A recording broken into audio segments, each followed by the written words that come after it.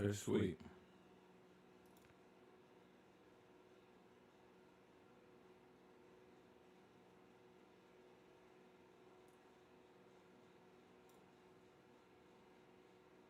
That's what we're seeing. Let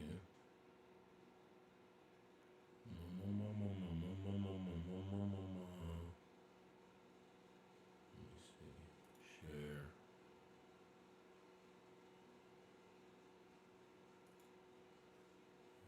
Share. Copy that on my YouTube. My Instagram.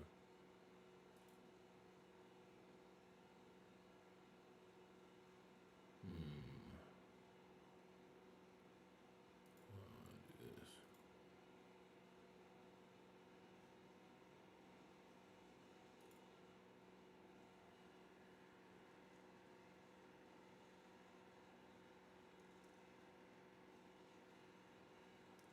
Can I send one to myself? Yes, I can.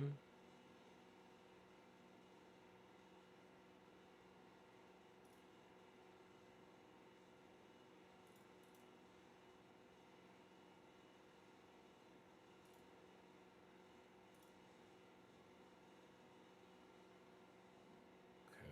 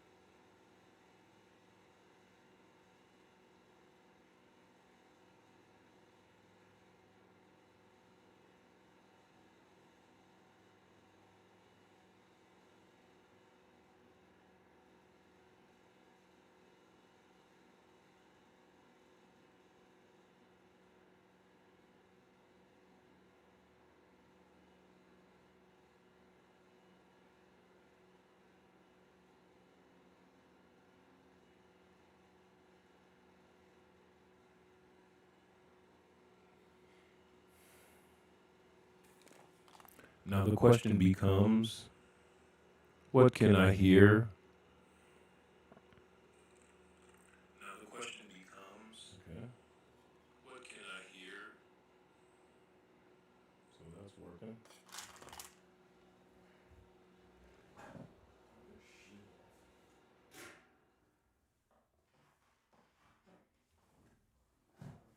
What else? Oh, you want to play stuff?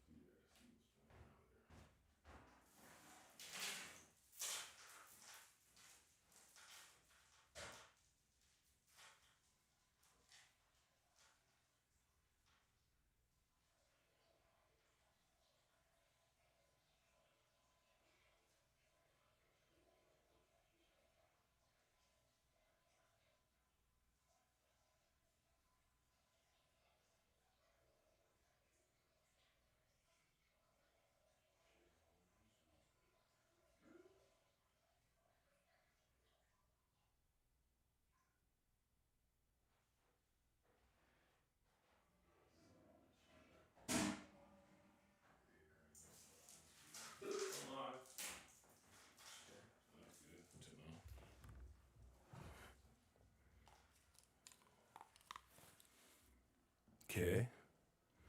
What else are we gonna do? We're gonna make sure we can hear this. Tell you why I think D Wade and them is just completely tripping. And I could tell you, I could tell you about D Wade in this whole scenario. And let me put it up on the screen. I could tell you about D Wade in this whole scenario way back when I saw D Wade and Gabrielle Union together. D Wade is a simp. When I say simp, I mean the men that do not wear the pants in the family. D Wade wears the dress in the family. Gabrielle Union wears his skinny jeans, and that's the way they parent. So when you have a weak, feckless man in your household that is soft as wet toilet paper and won't stand up for nothing, don't have no boldness, no you know what's, they not hanging nowhere. Then what happens is your boys become feckless, weak weenies, wimpish, soft, cowardice, insecure. This is what happened to your little boys. And your little boys, with the level of insecurity and I want to be like mama because she leading the household, they turn into Zayas. They turn into this. And this is nothing against the young child. This ain't his fault. His parents are the problem here. You don't let your boys do this. If your boy think he's a girl, you reaffirm him that you're not a girl. And you raise him up like you should. And then when they turn 18, then once they hit puberty and they've matured and they've had access to different ideologies, then you say, you 18, you grown, you can be a girl all you want. But when you live in my house, you are a boy, and I'm raising you to be a man. When you 18, do whatever you want to do. You grown. You're not living under my household. Don't let them do this, because there's no way Zaya Wade, which is his name now, know anything about being a girl, being a woman, anything about relations, know anything about what's attractive. He's a child. Let the boy get his education and stay in the child's place. Now, I'm done with my rant. But I want to play a little bit of what Michelle Obama is reaffirming within this young child, which I think is problematic. And you see this being pushed more in the black community, in my personal opinion, than you see in other communities, reaffirming what I grew up believing was blasphemy. When I was growing up, black people didn't do this. You didn't do this. You didn't reaffirm somebody's what they call it. I don't want to say sexual deviancy, because this is a kid. He don't know what he doing. But you don't reaffirm somebody's gender dysphoria. You don't reaffirm it. That's not what you do. And let me say this before I start. I know some of y'all gonna get mad. Give me 2 seconds. What is happening is that they are methodically getting rid of the black male influence in the community. They want men to be like this, and they want women like her to run you. The matriarchy. This is what these people who are trying to run the black community want you to do. Deep dive room that I put on. We got all the experts in the field, so Nadav, Matt Black, JC Crown, Jesse Posner, just to name a few. And we get into a room and we just deep dive on some of the technical issues in Bitcoin and kind of the development. So we talk about Lightning, Schnorr, Taproot, RGB, Layer 2, Layer 3, just really anything as far as the future development of Bitcoin. So if something like that interests you, just make sure you follow me. I will be doing that room. I do it weekly. I also have a newbie room that I do pretty regularly as well. So make sure you're also following me, but make sure you're also following Cafe Bitcoin, because we do a lot of these rooms pretty much all day long. So as long as you're following one or the other, you should be able to gain access to those rooms as well. I've got one more question, Dennis, and I apologize if this has already been said, but I literally just woke up because I was on here all night answering questions. What is the title? Oil billionaire bets on Bitcoin. I haven't even read the news today. Is there any new news? I didn't make the title. I don't know who. Yeah, there's a title. oil company that I think his company purchased. It was like 10,000 or 20,000 Bitcoin. But he made a comment on it that he says that he thinks. Really, I just read the article about an hour ago. I think he said, the price could go to zero, but I think it's worth, could potentially be in the millions per Bitcoin. So that's going viral. Yeah. Cool. Hey, yeah, I was in the room this morning when I forget his name, but he actually was reading, the guy who's the yellow icon. Neil, yeah, thank you. Yeah. When Neil was reading the article, he read the article to us, and they've actually they just started this firm, and I believe they invested 58 million in capital in Bitcoin, and they said, we're just starting small with 58 million, and they not only.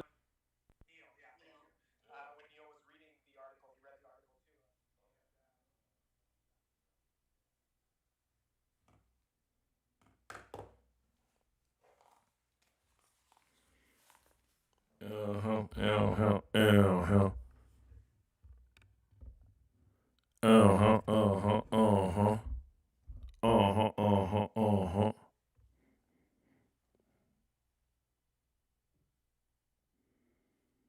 Uh-huh. Uh-huh. Uh-huh.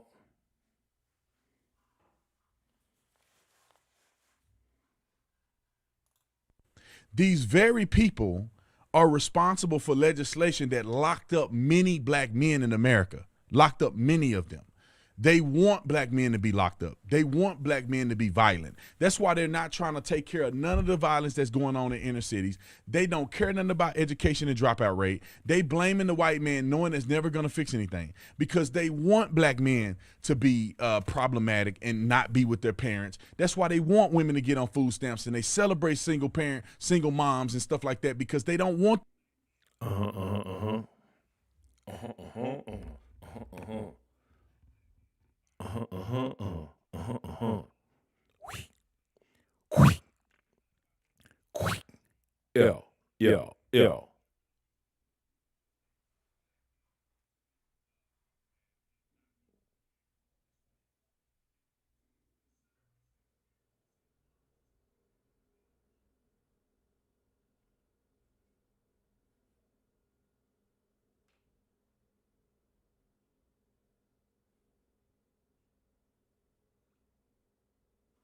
So it's Holly. Yeah, yeah, yeah, yeah. Yo, yo, yo, yo. Yo, yo, yo, yo. Yo, yo, yo, yo. Yo, yo, yo, yo. Yo, yo, yo, yo. Yo, yo, yo, yo. Yo, yo, yo, yo. Yo, yo, yo, yo. Yo, yo, yo, yo. Yo. Yo, yo, yo, yo. Yo, yo, yo, yo. Yo, yo, yo, yo, yeah. Yo, yo, yo, yo, yeah.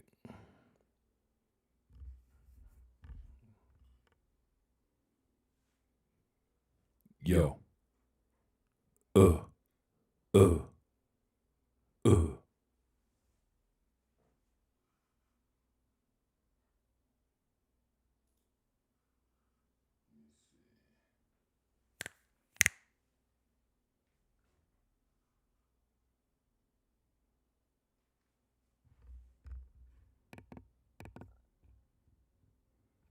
Yo, yo, yo, yo. Yeah. Yeah. Yeah. Yeah.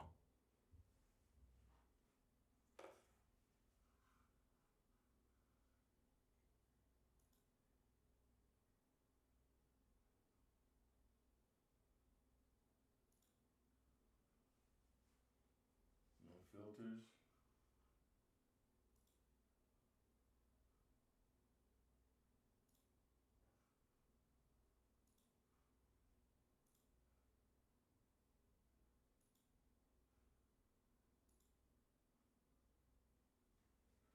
Uh-huh, uh-huh.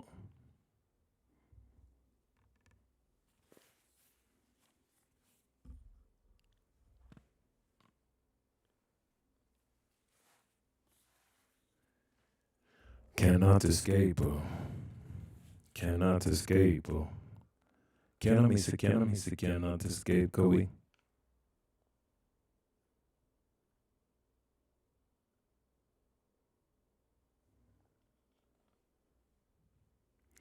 Cannot escape, Kobe.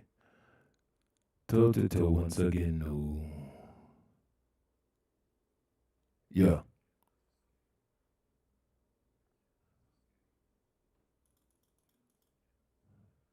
Kobe, toe to toe once again, no. Ratio. Compress that a lot more. Ratio. Compress it a lot more. Ratio. Compress it a lot more.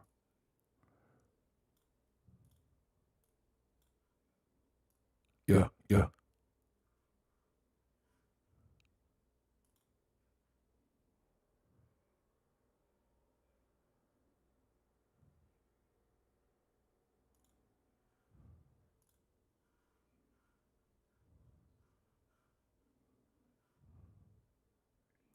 Threshold, let's bring it down. Threshold, let's bring it down. Threshold, let's bring it down. Threshold, let's bring it down. Threshold, let's bring it down. Release, let's take it up. Release, let's take it up. Release, let's take it up. Release, let's take it up. What does invert polarity do? No properties available. Noise gate, let's see what you are. Close threshold, open threshold. Close threshold.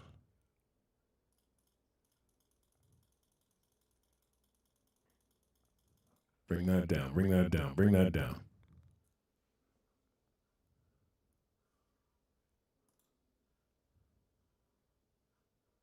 Latency is going to be something you're going to have to deal with. Filters. What filters do we have here? Compressor filter. Didn't I already do this? Yo. Bring it down, bring it down, bring it down. Huh, let's see. Yo. Latency, latency, latency. Latency, Yeah. latency, latency. Yep. Oren.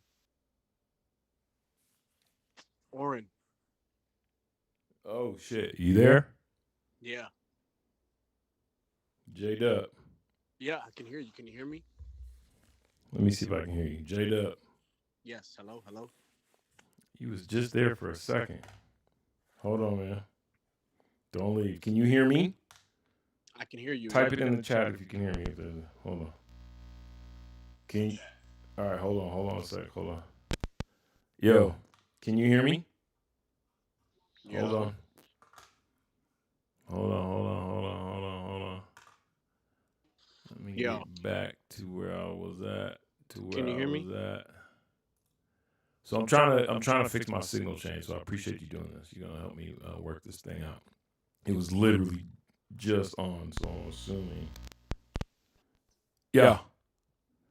Yo. And I just heard you. Buh. Hold on, don't hang up, J-Dub. Don't hang up, J-Dub. Amigos in them. That's that one. Don't hang up, J-Dub. Where's my soundboard at? This is annoying as shit, man. Alright, so it's obvious. The external mic is gone, but it's not confusing, and I don't know why. I just had this.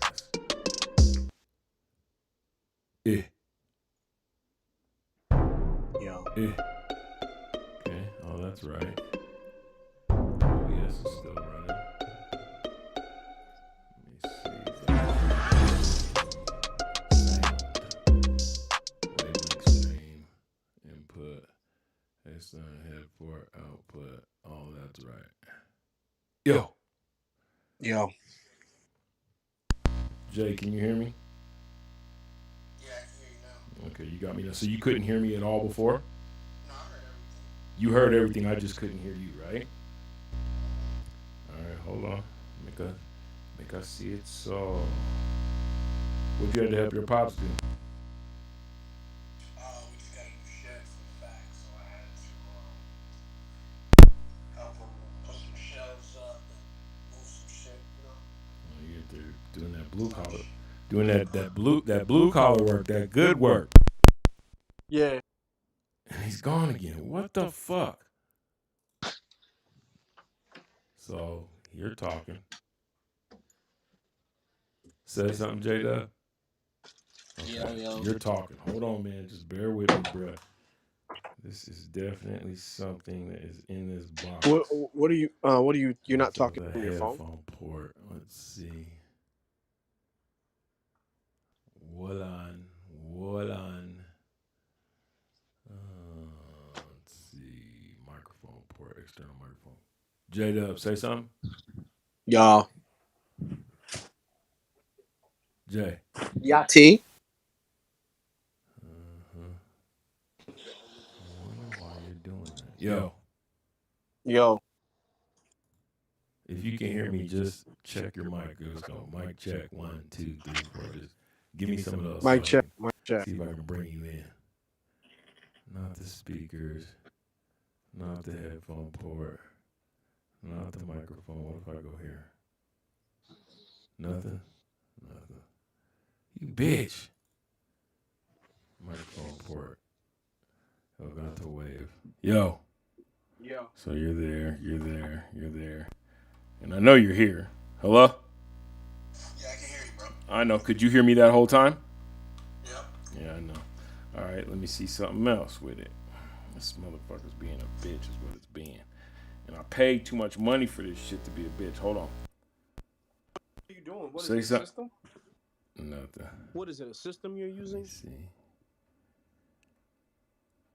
Output. I need Yo. these inputs is what I need, knuckle. Yo, Jay. Yo. You motherfucker. All right, just stick with me. Hold on. People, stick with me. You're back again, right? Yeah, you are. People, stick with me. Let me see if I can use a USB cord for this. Stay there. We're going to talk. We're going to chop it up. I want to see what you've been up to. As a matter of fact, you can come with me.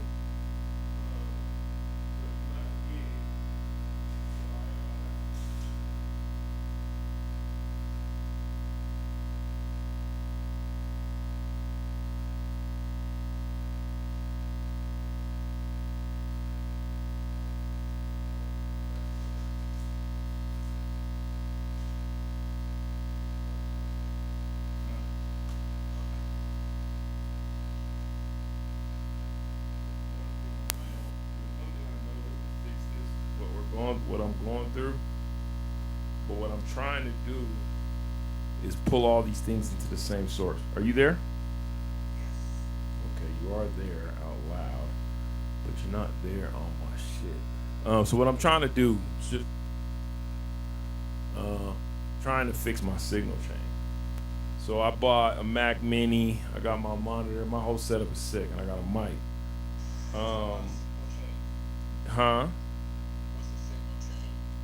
So signal chain is how many sources you got without, especially without an old school mixing board. How many sources you have going into your output source and then how those sources reach the output source. So the key normally is to have a mixing board. Now that they've done all this digital shit, you can route sources from within your computer back to other sources, if that makes any sense. So without having to use a mixing board. But this mic that I got, this Elgato mic that I got, and this OBS system that I have to run everything through, they're bomb. But like as soon as you called, when you first jumped into the room, I could hear you in my headphones. And then boom, you went away. And I was like, oh, bitch. So I'm like, all right, what is that all about? And what I'm thinking is that there's a glitch in this software. Like if I had the room up, and you might have, maybe I should have brought the room up after. No, that wouldn't make a difference. I would. Long short, you're helping me sort out the signal chain, so I appreciate that. And at the same time, the reason why I'm doing this is how I'm going to be able to run and deliver the show to the ENDR. So the key is to get you, well, normally, because I ain't gonna lie to you, cuz I'm letting you go through your progression. I'm trying to make sure that I can keep doing what I'm doing without having to put any pressure on you to add anything. You know what I'm saying? But my homeboy here, who's the other, you two niggas is the picker, and you niggas don't want to make no goddamn money. Anyway, he does, my homeboy Ramu, he's the same.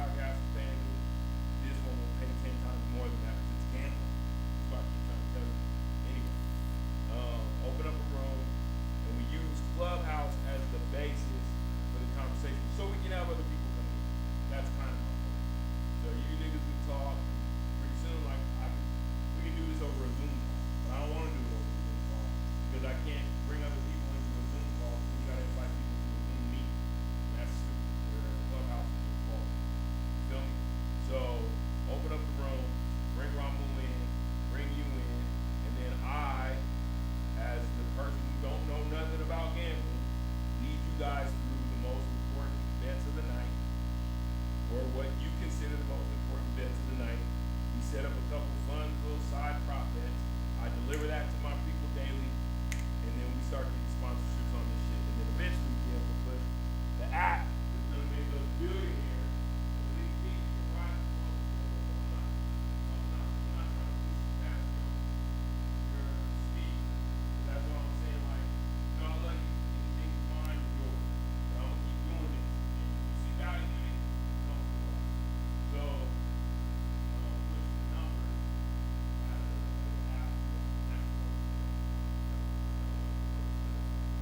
But I gotta get there first. I gotta build a vehicle that can be promoted. The vehicle is the gambling show. Alright. Bet that. I wanna call it Bet That Sports Lounge.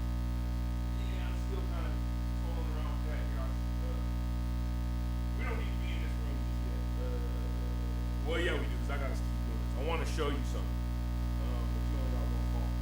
Which ain't no thing. I'm just gonna, we can't do video on it. Because I wanna show you, like, oh, I can just download it. What am I talking about? So these are, let me show you these things. I'm gonna send you the assets. These are the shits that, you know what I'm saying? These are the shits that are being built. So,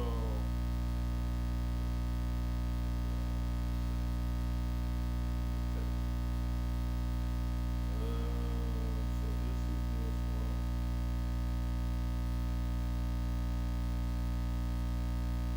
Now it's trying to tell me my iCloud storage is full.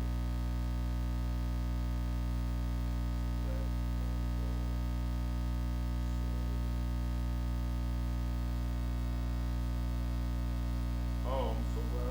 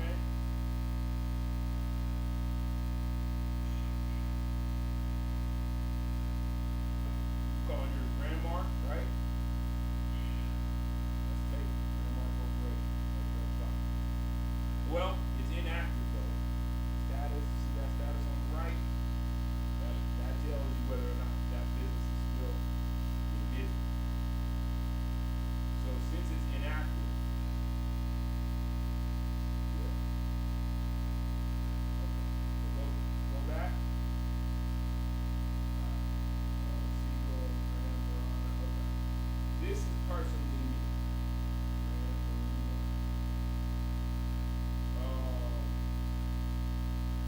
So you can do one of two things: add something to Grandma,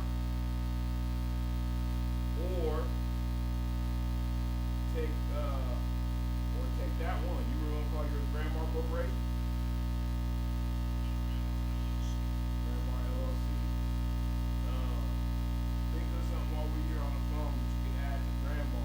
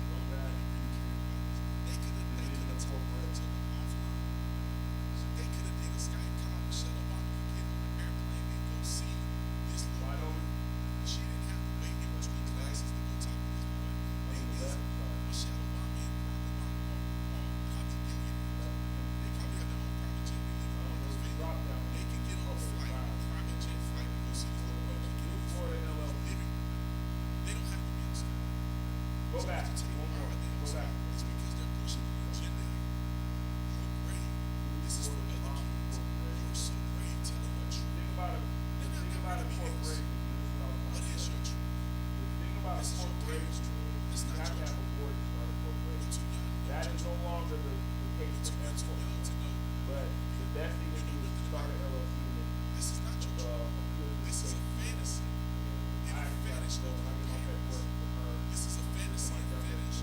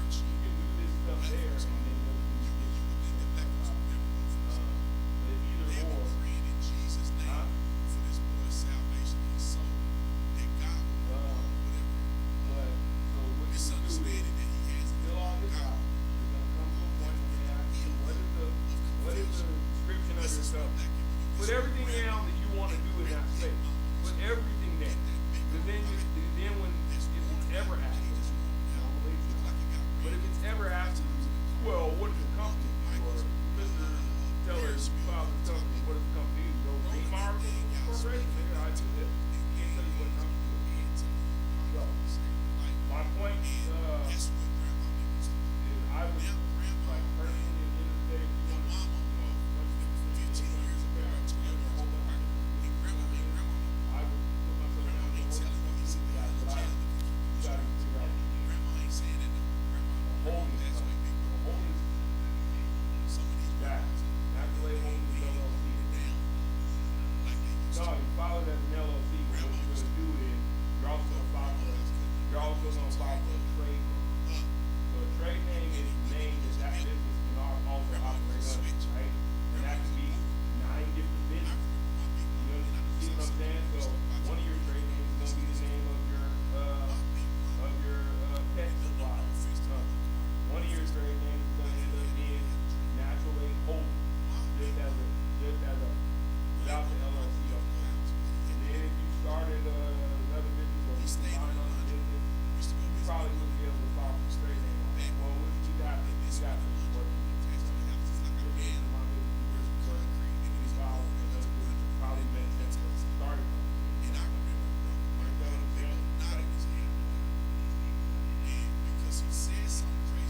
they didn't pay their, so every year, the state has to pay anywhere like Colorado, $25, something like that, to create legally reporting in good status. Literally, it's short. Either you gotta pay, are you still running your business? Whether you made $1 or whether you made $1 million. Are you still running your business? And you're like, well, yeah, nigga, so you send them their $27 or whatever, and they keep you as act. I would imagine that if you go some amount of years, I don't know what year you're on, because any year, let's say you miss a year of doing it, they're going to file you as an active, they're going to send you a notice that, hey, your business is no longer active, and then you're going to have to pay, I think it's a premium, it's $25, but pay 50 reactor, and I think that's and then our shit last like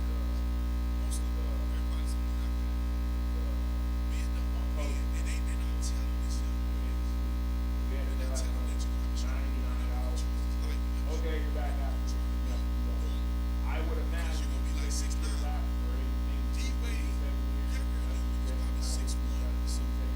they probably keep you off the road altogether, and I would imagine even that is reaction.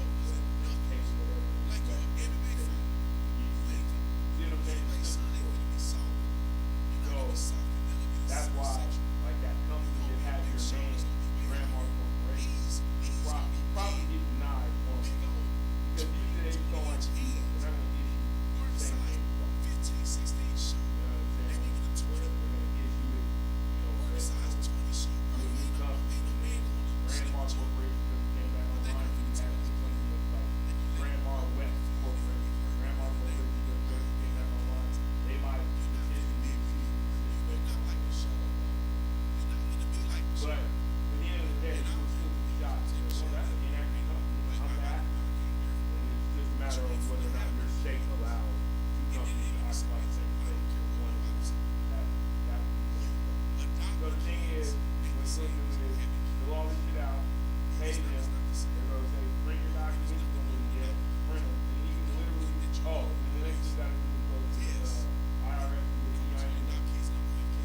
That's your new social security number. Huh? Yeah, it costs you nothing. The only thing you gotta do is have this. Once you got this, you do that.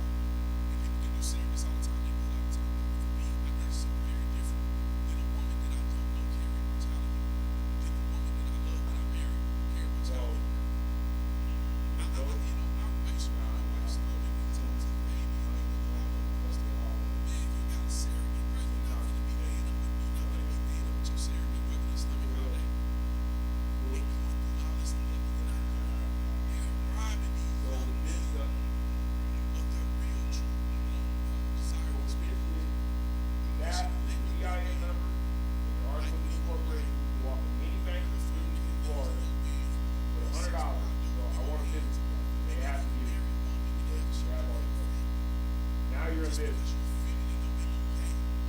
matter. You're no longer Juan Tellis. Juan Tellis has now become national entity. And there now, what you're going to want to do though is like if your company wants to get a loan or if your company wants to get a line of credit, of course they're going to look at your managing agent, right? To get that line of credit. It's not just going to base it off the company. Almost like if you get a phone bill in your company's name, you can walk in the sprint with your EIN number and your check and your personal corporation. I want a business phone.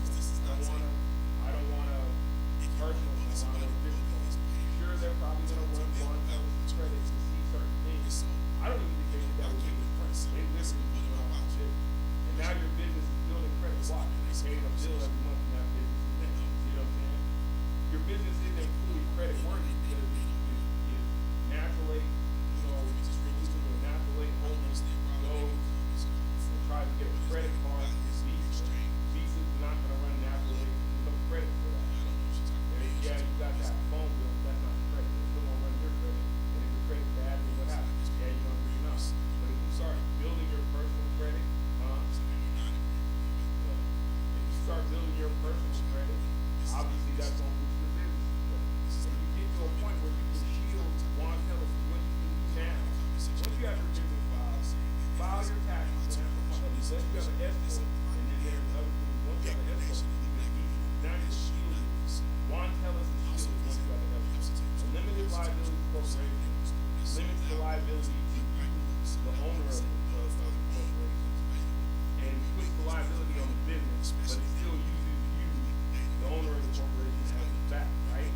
But you are shielded from any bad business deals. So that's one thing you keep in mind. But as you build your credit, or if you get an S corp, you can completely shield Juan Tellis. Like even as an LLC, as an LLC, you have the right to hire yourself, Juan Tellis, as a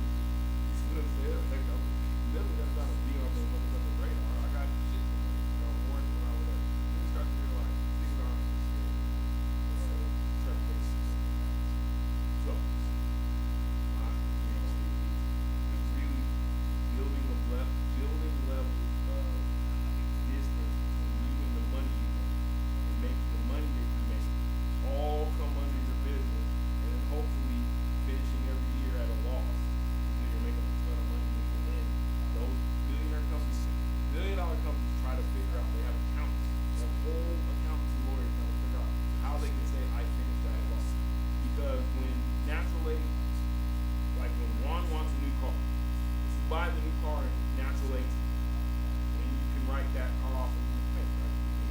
What you realize when you start filing business taxes, they start asking you questions about, well, how many you get in Colorado? You get a 300 square feet of your domicile you can dedicate to business. 300 square feet. Well, shit, nigga, I'll use my whole house for business, but I can write off 6 times $5, I believe it is. So it's $1,500 worth of expenses. And if your business, you can find a good enough accountant to fit your rent in underneath there. Well, now you're operating at a loss, right? Those people that have to spend that. Spend $1,200 every month. That's well, what is that? $1,200 per month. Like 14,000 something. 14,000, 16,000. Now my business is operating at $16,000. Well, that's a deficit out of all that. Now the question is, well, what did you make over the year? Well, if my business made, let's say, if my business this year made $50,000, enough clientele, enough sales, or whatever it is that I do to make money, I make $50,000. Well, I can write 14 of that off, right? Because that's my rent, and that's a cost of doing business. And they're like, oh, well, how much mileage? That's why all those things are quite keeping receipts in the company. You know what I'm saying? So as you add to your work, nigga, I just bought a Lambo. So it's a business. How much is the Lambo?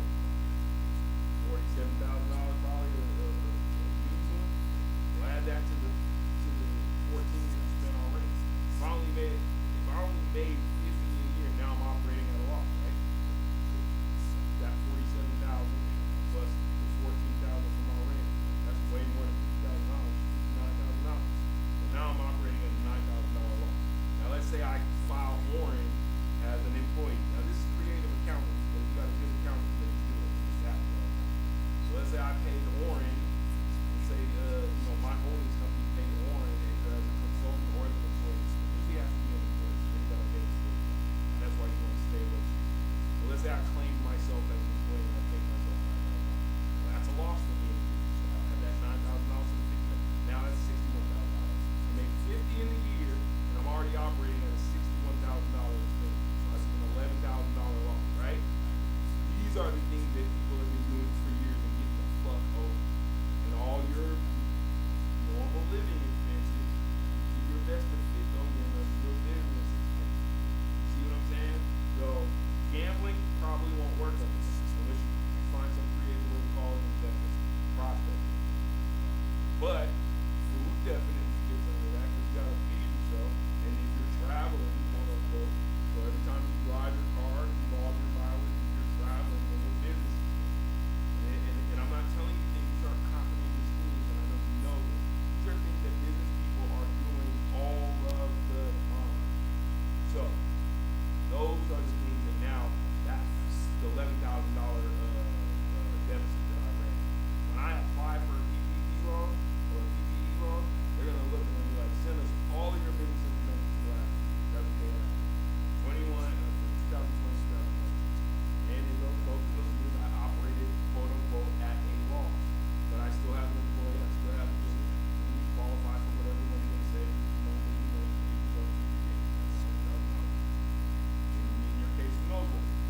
So it's like, these are the tools that you use to no longer have to operate as one tellers trying to figure it out. You operate as a tool person, and you make money.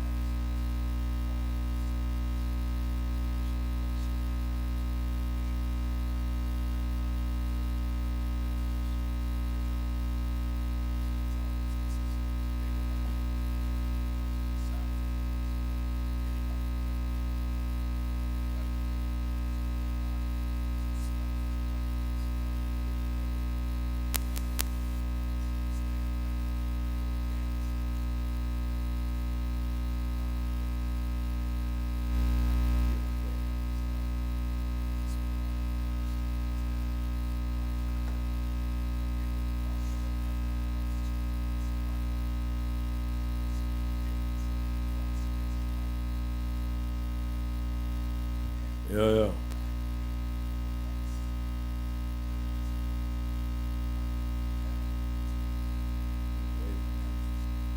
Fuck.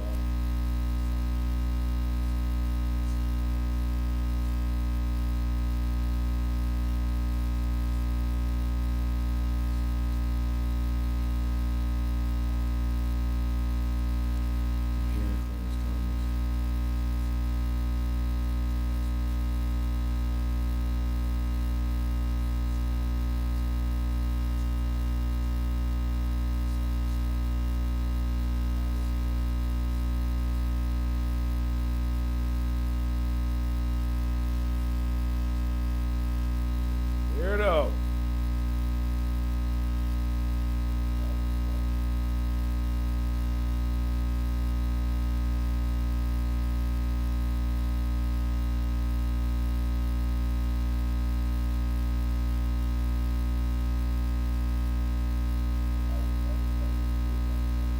I always tell you.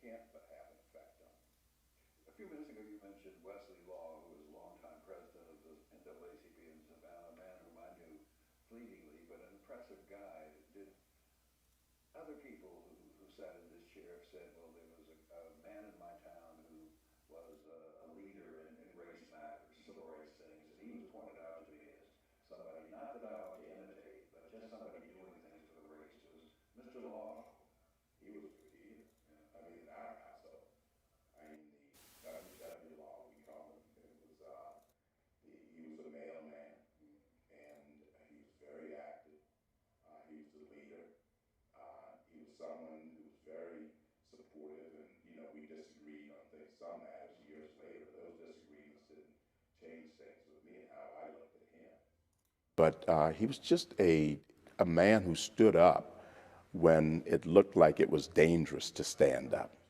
You know, he was one who said, this is wrong, and I'm going to work to make changes.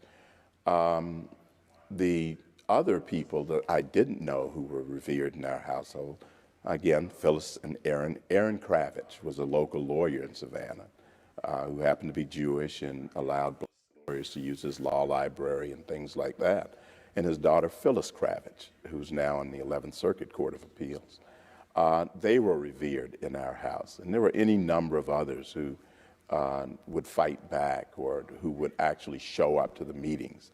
And that's what my grandfather would talk about, who showed up and who didn't show up, who had property to use for bail money and who refused to allow their property to be used. There was another gentleman in our area, Sam Williams, who was a friend of my grandfather, who was also involved. So these people are held up to you as exemplars. Exactly. They're doing things, and not necessarily that you have to do these things, but they're doing things that are admirable and setting an example for others. And the ones who don't do these things are in effect letting the community down? I think it was different then because they The didn't opinion of always Stacks, agree on what where it was it's they built on should top be of doing. Bitcoin, And and as it's you supposed to remember, be, years I guess, later, the answer some to of us Ethereum, became where very you can build radical. smart We contracts actually were on top of critical Bitcoin. of the sort of go You guys slow said it was a approach shit or coin, so I'm like, oh, people okay, so working that closes within the that door. system. But Well, no, my but grandfather's one person has attitude that was that you opinion, should right? do Maybe something. Right. You Let me should as not well. just sit and do nothing. And you didn't have to always agree on what that something was. But you don't just accept the status quo because you are lazy or you're fearful. And they were shown as examples of people who actually took the risk and made the effort to do something. Even if it was something that you didn't necessarily agree with, they were doing something. They were doing something. As opposed to those who did nothing at all. Exactly. Let me take you back to the time when you're at Immaculate Conception Seminary and you hear the news of Martin Luther King's assassination, and a white seminarian gloats, "This SOB is finally dead."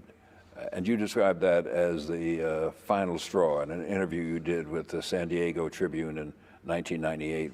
What did that do to, it seems to have set you off the path to the priesthood?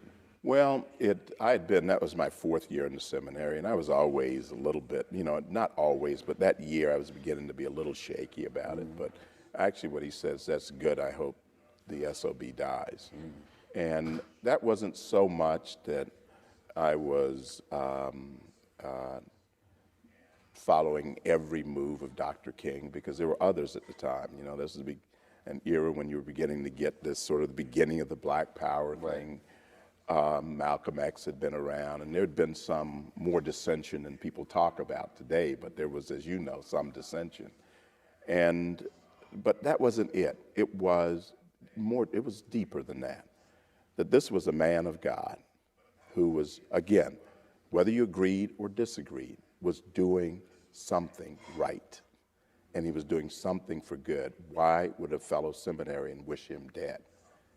And that was the end of it. And I'd already been having some difficulties with my vocation, and this was the end. And at the same time, something else was happening, this sort of racial awareness, the fact that as you got older and you thought more deeply, I've been talking with a fellow seminarian and who was also black and quite a bit older. And the more I thought about it, I thought that the church should have been doing more to point out that this is morally wrong and objectionable. And of course, that was not the case, at least as I saw it. It probably was, but I was looking at it from my very limited perspective at that time. So yes, it was the end of my vocation that day. And then you write later, or talk later, about an experience at Holy Cross when you joined a protest in Harvard Square in 1970, and then began to ask yourself, again according to this interview in the San Diego Union Tribune, why was I doing this rather than using my intellect? Explain these circumstances. Well, that goes back to my grandfather. He said that, there are gifts that you have, there are opportunities that you're given to elevate, to become more informed, to become better educated. And there was more available. And so we had an obligation to do more with it, not to be in the streets, to be actually learning to think these things through, not just reacting on this kind of visceral level. And I couldn't figure out why I was there. And I was very upset. If you were on a lot of these college campuses then and you're like 19, 20 years old, a lot of us were upset. But there was more to it. Let's go back, let's hearken back to the point I made about the lady insulting my grandfather in front of us. He had to make some decisions. He had to react in a different way, in a way that he felt was constructive. And again, that example is there. What would he do? What would he expect of me? And I think he expected much more of me than what I was doing. And did you have a sense that what he expected of you, what that was, as opposed to what you were doing? You were protesting something in Harvard Square, and you said to yourself, my grandfather would have wanted me to do something else. What was that something else? He wanted me to go to school. He did not have great confidence in me at this point, because I'd become quite radicalized, and he did not understand that.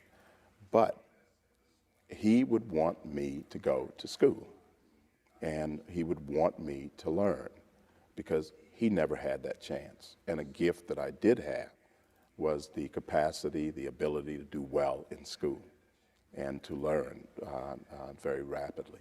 So even though he may not have known that you were in Harvard Square marching up and down, he wanted you to be in the library and the classroom, paying attention to what you were at school for, to get some benefit out of being there.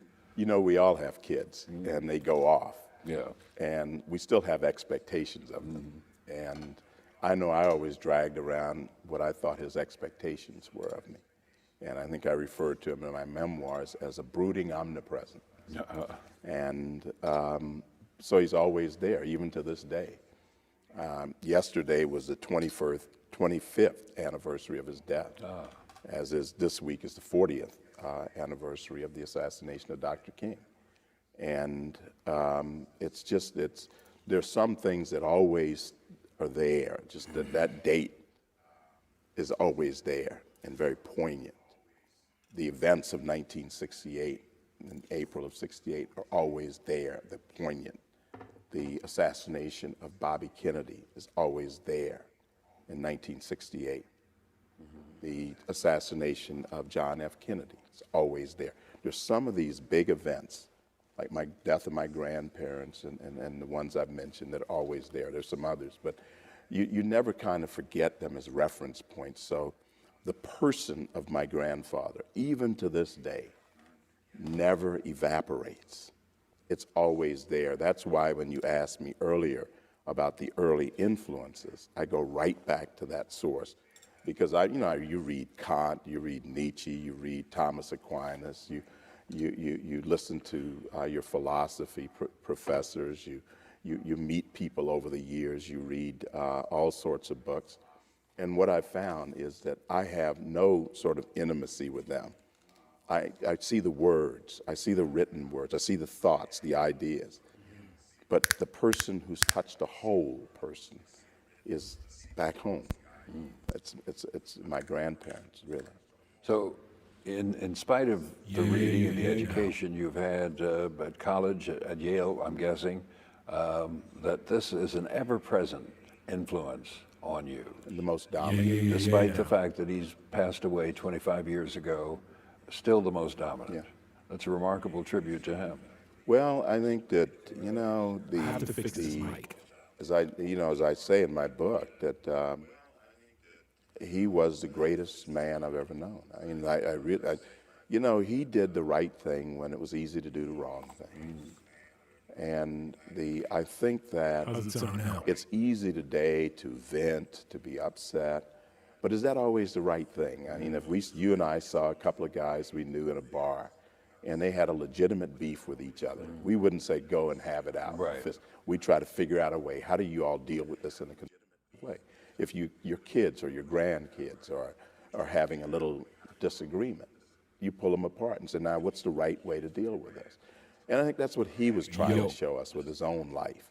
Because there are lots of things, lots of insults and slights and injustices and unfairness that just sort of nipped away at him, just pecked at him the entirety of his life.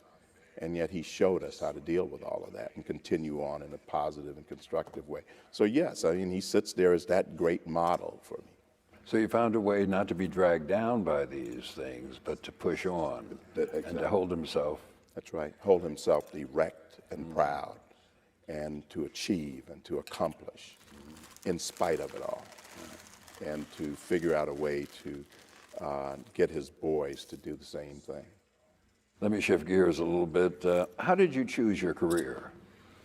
I was in the seminary, and I had in law school, I spent a lot of time. I'd always felt that those of us to whom much is given, of him much is expected. And we'd always, whether we had corn or beans or peas, we always took it to those who needed extra or needed something. And so it came natural. and as someone who was going to become a priest, it was a calling, that you would help other people. Why else? I mean, how do you show love but to reach out to those who are less fortunate? And so you started tutoring. I worked in community programs, even in college and law school, mental hospitals. We did the free breakfast program, and that's the more radical days. And so when I got to law school, I worked. In those days, we talked about being in the community. What was the decision to go to law school? Again, is it tied to helping others? Yeah, it's tied to going back to Savannah. That's the point I was going to get to. It was a part of the vocation. You know, when you ceased being a priest, and how do you now help? What was going on in Savannah in 1967, 68, 69? What was happening, you know, that the society was changing. There was resistance. There was still unfairness. And another name you may remember from Savannah, from Georgia, is Bobby Hill. I was just thinking Bobby Hill. That was my hero. That was my model. Yeah. And I didn't know him that well because there were, you know, of course, other problems. But from a distance, that was the model, to go back and be a part of that. He and Fletcher Farrington, Hill Jones and Farrington. Yes. Yeah. That was my goal, to go work for him. Really? That was a path-breaking integrated law That's right. firm. And I was in that firm. There was Clarence Martin was in that firm. He since passed away. Fletcher was there. Bill Coleman Jr. was there. Oh, I didn't know that. Yeah, for 1 year. And I was there that summer. And it was just Roy Allen, who since, you know, passed away. He was also there. Right. So that Carlton Stewart, who's in Georgia, he was there. Yeah, I served with Roy in the legislature. Yeah. Well, but my point is simply that my specific goal, I've never worked for a law firm other than that law firm. My specific goal was to go back and be a part of that firm. And how did that not happen? Well, I worked there in the summer of 1973 and reached the conclusion that it was not the right place. And it was heartbreaking, and it also caused further distance between my grandfather and me, because it was clear then that I would not be returning to Savannah at that time. I wonder, was there another opportunity for you legally in Savannah besides the Hill Law Firm? Were there other firms that might have, did you approach them? I tried in different ways. I wrote letters and, you know, called around. The answer is no. Yeah. Nor were there any opportunities in Atlanta. Yeah. That's why I didn't wind up in Atlanta. I just, as I've said, I received a series of rejections from Atlanta, and that is why I wound up in Jefferson City, Missouri. You know, when Maynard Jackson stopped being mayor after 2 terms, no law firm in Atlanta made him an offer. He had to go to Chicago to find work.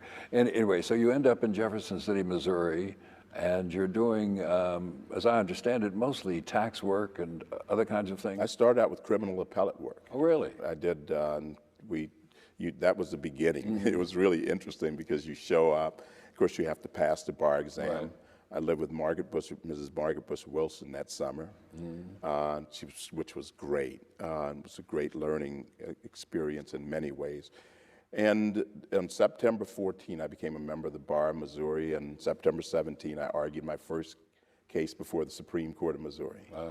And so you can imagine what I was like. Sure. I was 26 years old. And, but the job was great. I mean, there was an enormous amount of work to do. And this was purely, it's one of these swim or sink situations. Right. There was very little supervision because people didn't have time.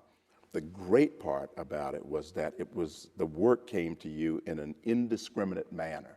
There was so much of it, it just poured in, and you just did it as it came in. It was a wonderful experience. The other great part of it was that I worked for a person who was a good man. So even today, I advise my law clerks or any kids who ask me for advice to work for the person, not the job. Because again, it's sort of like learning from my grandfather. You can learn so much by observing a good person and having a good person work supervise. And that good person was John Danforth? Jack Danforth. Yeah. He was just a wonderful man. And one thing, I'll just be brief here, that he did, that he showed me, is he never mixed the politics of his job with the function of the office. So we were never confused. And we never had to change things because it might be in his political interest. You know, he strikes me as an unusual person, not necessarily in Missouri, but an unusual person, generally speaking. He's deeply religious, and he seems to me to be a person who works his religion, lives his religion in ways that other people who say, I'm a Christian, really don't. He is a deeply religious man, and he did not wear that, though, on his his sleeves when we worked for him. And we knew he was a minister, but we never saw it. And it was only years later that I saw that. But he is just a good man. Now, is there a point in your life, and I want to take you back to school days, where you think to yourself, and maybe not articulate it in this way, you say to yourself, I am a leader. Other people follow me. Other kids follow me. Is there a moment or a time or a place or an occasion where that strikes you? No. Never at all? No. Not in grade school, No. not in high school? I was never a leader in that sense. I didn't run for office. I wasn't a vocal kid. I was just like I am at the court. I just quiet, and I didn't ask any questions throughout my years in school. I wouldn't be one that I would point out that led anybody to do anything. Well, in college, aren't you active in forming the Black student group? That was because I could type. I had my typewriter. I had You're a like the Smith woman who Corona. becomes the secretary. Yeah, Yeah. that's why I became the secretary, because I had a typewriter and I could type and I could edit. Well, surely it had to be more than that. I Well, mean, there that must be was some reason that people look to you for this. I did, you know, when I first arrived on campus, the head of the Black Student Union was a wonderful young man named Arthur Martin. And he heard that I could type, and I was a transfer student. I hadn't been there the year before. And so he brought over the proposed Constitution and told me the changes they wanted to make, and it was handwritten portions of it. And he said, would you type it up? And I said, oh, fine. So I sat at my Smith Corona and typed it up and made the edits, and that was it. I mean, I was reliable, let's put it that way. And this is something, again, that came from my grandfather. He would send us off. He said, take the tractor and go back to the field and plow. And he would go back and inspect later on. You had to be reliable without supervision. So I was reliable in that way. But no, I would never, you know, my classmates to this day, I was probably one of the least likely people to see leading anything. I didn't see myself that way. So there's never a time when you said, I can lead people to do something. I have the ability within myself to get others to follow me. And I don't mean follow you blindly, but to follow you. No. Never at all. No, I was more independent. I would think things through and make my own decisions. I probably wasn't a great follower either. If anything, I would say I was just independent. It's more like my grandfather did. I would participate, that I was a part of lots of things. Yes. I was a part of the Black Student Union. I was a part of some other organizations.